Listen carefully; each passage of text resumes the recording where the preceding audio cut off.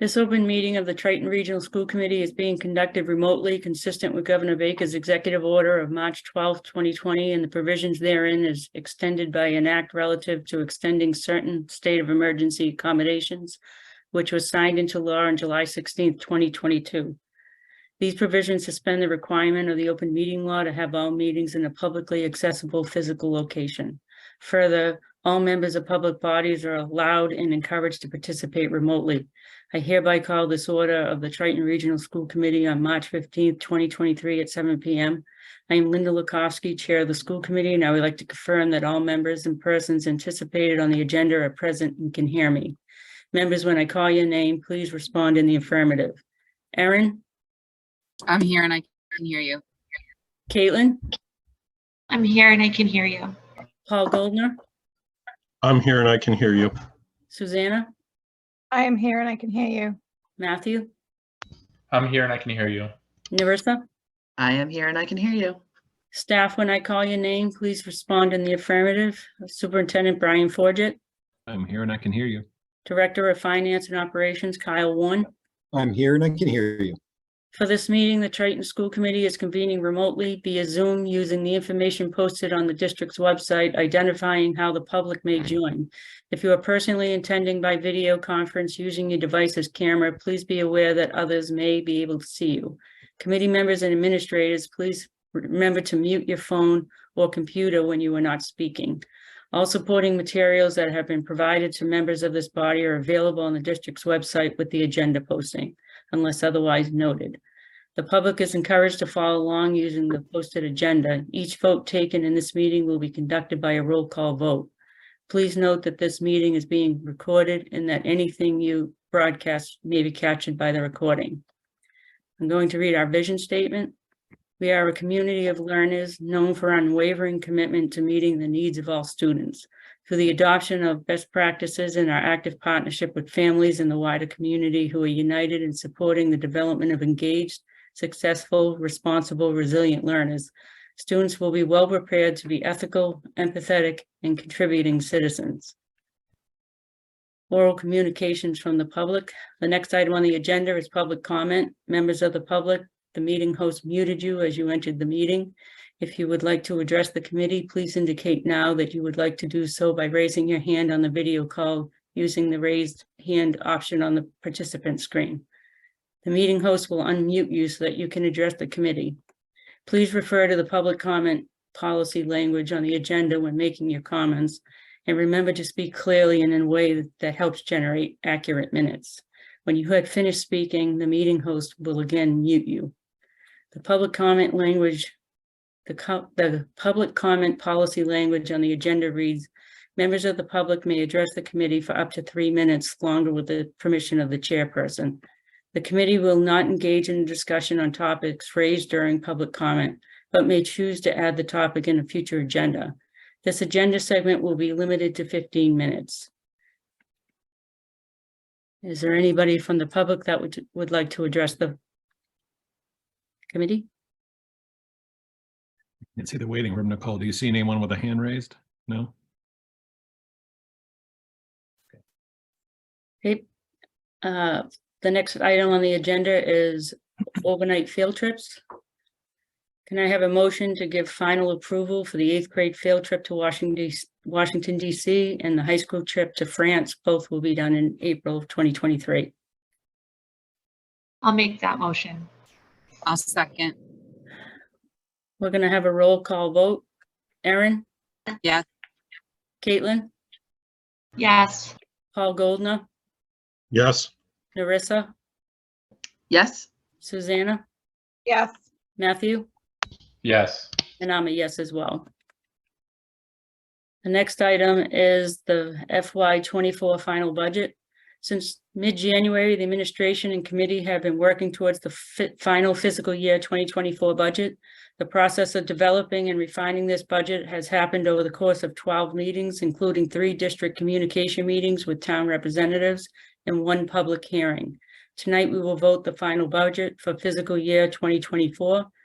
And I will now turn this over to Kyle. Thank you. So attached to the agenda is the final budget as proposed. In terms of, I figured we've gone through the numbers pretty extensively over the past few meetings, so more so focusing on the structure of the document. The first 10 pages that you see there are going to be a narrative, and that was added since the tentative budget proposal. The 10-page narrative there goes into detail and offers a state of the district, if you will. Talk about the factors flowing into the budget this year. Largely, the conversation has been that this is proposed here a level service budget.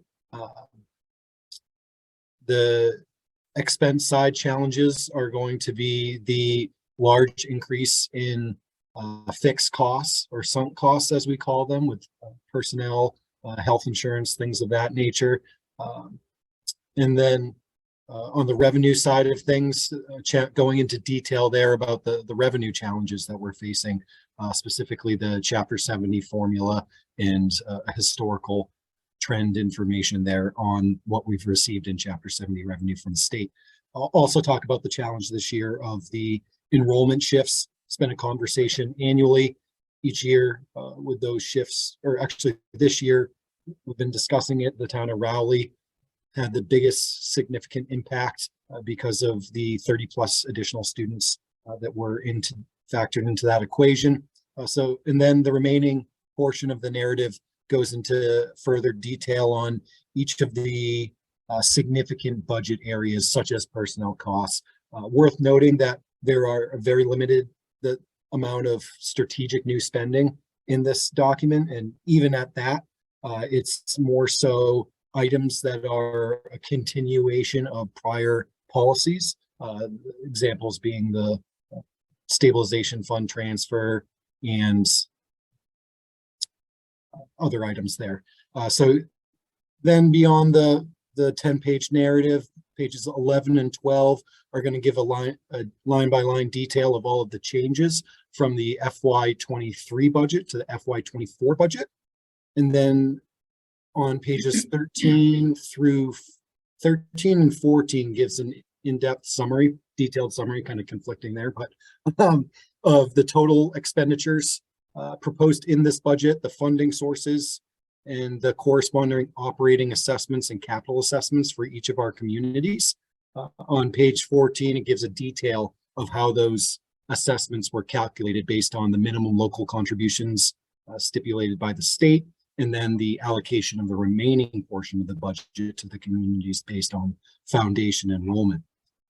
Of interest too is on page 16 is a history there of our foundation, of the foundation enrollments of each of the three communities from FY19 through FY24. And then the remaining pages on 18 and 19, it gives a high level summary of all of the budget categories, the expense categories, and then historical comparatives on an annual basis.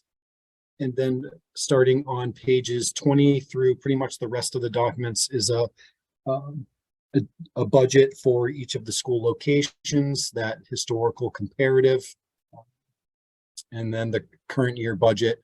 And worth noting too is that at the bottom of each school location is going to be a series of footnotes that describe the changes from year over year.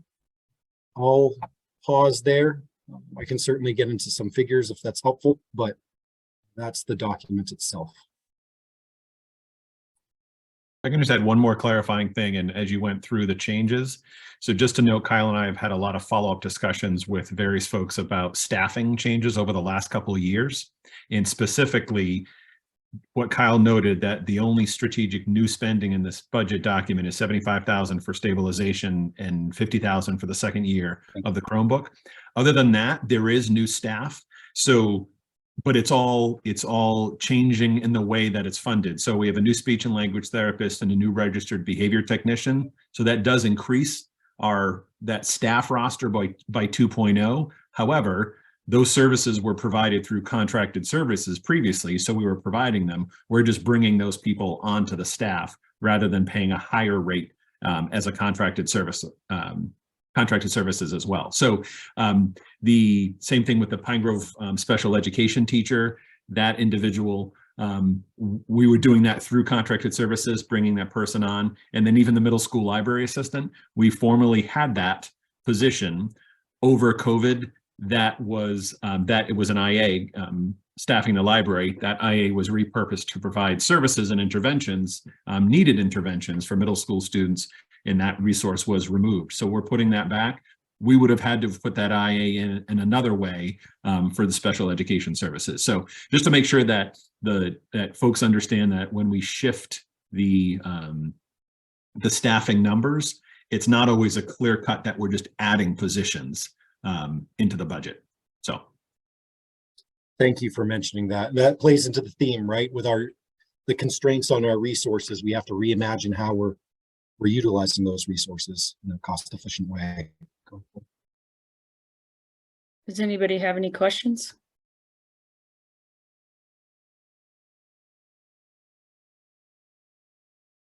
Okay, can I have a motion? I'll make a motion to approve the fiscal year 2024 final budget of $49,727,804, including both operating and capital debt costs, with the total operating expenditure of $49,461,210 and a capital expenditure of $266,594, resulting in combined assessments to the town of Newbury of $11,273,297, the town of Rowley of $12,664,902, and the town of Salisbury of $15,344,263, with the remaining balance of $10,445,342 being funded by other state and local revenues. I'll second. Any discussion? We'll have a roll call vote. And Erin? can I just clarify? So there is someone in the chat who was trying to make a comment earlier and was not able to unmute themselves. I would just note that to you. I don't know if you can see the chat, but just to make sure, if you want to give that person an opportunity to make a statement, that your call. I just wanted to make sure that you all knew that that comment was in there. No, we'll allow him to make a statement. All right. So Bernie, if you are able to unmute. You're unmuted. I can't hear Bernie. Can anyone hear Bernie? Nope. I'm trying to speak. There you are. We got you now. Oh, okay. So anyway, so I do have a statement, and hopefully before the vote is final. First of all, I'm disappointed that this meeting is being held remotely. Just seems to me for a $50 million decision, face-to-face would be preferred. I've attended most of the budget sessions this year, and I'm reading this prepared statement as I have in the past. Putting a $50 million budget together is a major undertaking. Brian and Kyle have clearly worked extremely hard on pulling this budget together and coping with some very difficult uncertainties and troubling timelines. Even so, the current budget remains unrealistic for fiscal year 2024 and will impose demands on Rowley and other towns that will only get more severe in fiscal year 2025 and 2026, unless the administration and the school committee take steps to align staffing levels to the current and future resources of the three towns. The latest round of savings and revenue adjustments, which bring the aggregate assessment increase to $1,949,103, is obviously helpful, but the overall increase to the towns of 5.25% remains way above what should be the putative target of around 2.5% plus or minus. I've attended almost all of these budget discussions. I've heard no reference to the reality that all three towns operate under Proposition 2.5. Neither the administration nor the school committee should ignore this fiscal reality. According to the latest available DESE data, Triton's student to teacher ratio has declined from 12.8 in fiscal year 18 to 11.2 in fiscal year 22. For comparison purposes, Pentucket's fiscal year 22 student teacher ratio was 11.9. If Triton matched Pentucket's student-teacher ratio, the number of teachers needed drops from Triton's current census of 198 to 185, a saving of over $1 million on teacher salaries alone. More specifically, and by my calculation, modestly increasing class sizes in our 3 elementary schools in line with historical class sizes will bring the latest project budget increase closer to 1.7 million. I recognize this statement comes at the 11th hour of the 11th hour now, but this year's process has been a 11th hour process overall.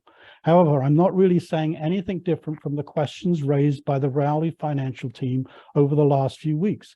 The issue is not that the changes in headcount cannot be rationalized or explained. It is that the explanation does not address the elephant in the room, namely the size of the budget increases over this and the coming years. We are basically kicking the can down the road. I request the school committee ask the superintendent to relook at the current staffing levels and further reduce the proposed budget. That's the end of my statement.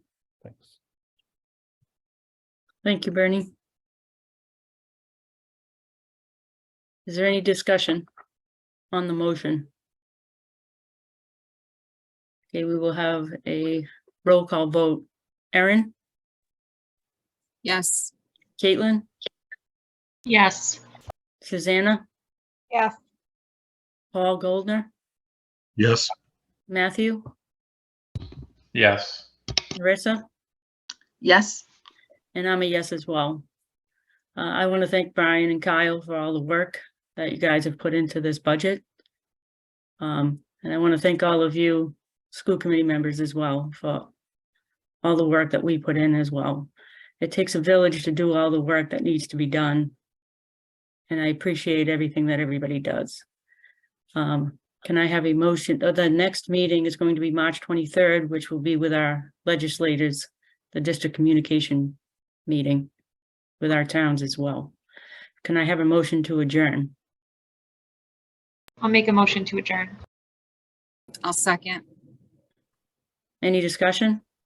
We'll have a roll call vote. Erin, Yes. Caitlin, Yes. Susanna, Yes. Paul Goldner, Yes. Matthew, Yes. Narissa, Yes. and I'm a yes as well. Thank you and have a good night. Take care, everyone. Fine.